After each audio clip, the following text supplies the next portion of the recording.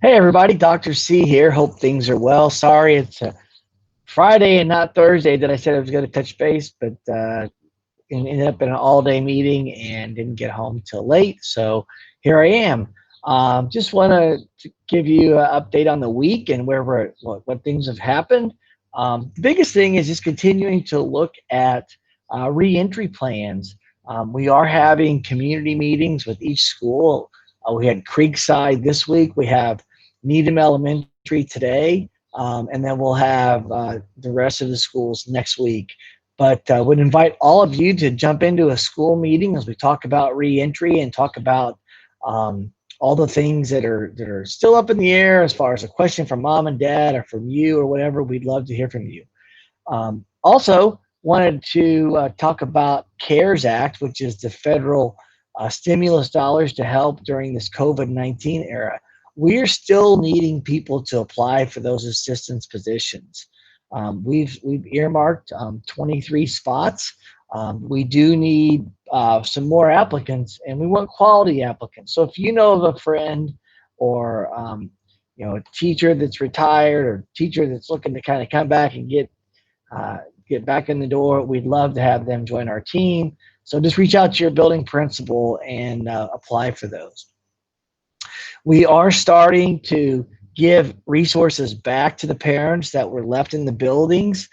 Today we had middle school and CBIS uh, car pickup lines so that the people, moms and dads, could get kids stuff from lockers.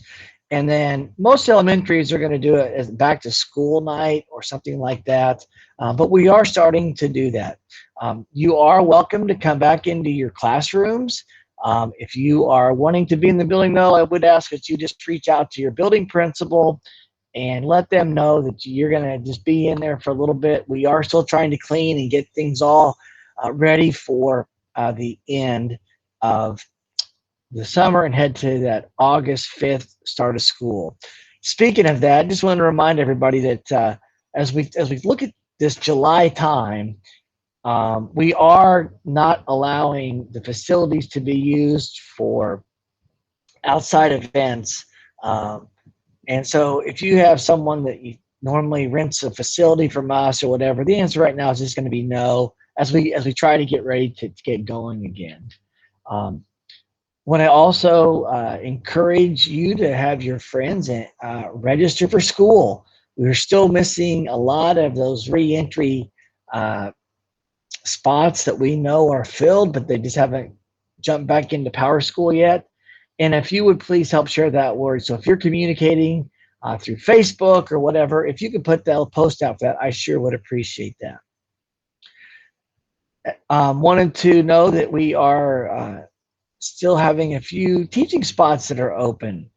So we are looking for some elementary teachers for temporary position, also high school, a couple of content area temporary positions uh, in math. I think we're also looking for family and consumer science at the high school and elementary. We've got, like I said, a couple spots. So if you know people that are interested in that, please have them reach out to Michelle Bright and let's move forward. Also want to talk just a little bit about diversity and kind of what's happening in the world this summer. Black Lives Matter continues to be a conversation that we need to have. It should have happened a long time ago, and for whatever reason, and for a lot of reasons, it didn't. But we are going to continue that conversation.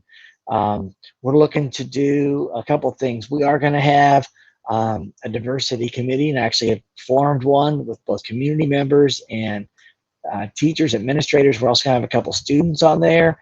And the goal really is to provide guiding principles and umbrella for the district. And then inside each building, you'll also begin having committee work or individuals as we move forward in that Black Lives Matter, and that we're providing a perspective of history that is true to what's going on and not just always the things that we've always heard in textbooks that have maybe not projected and shared the story as it should be told. So we're going to be working on that.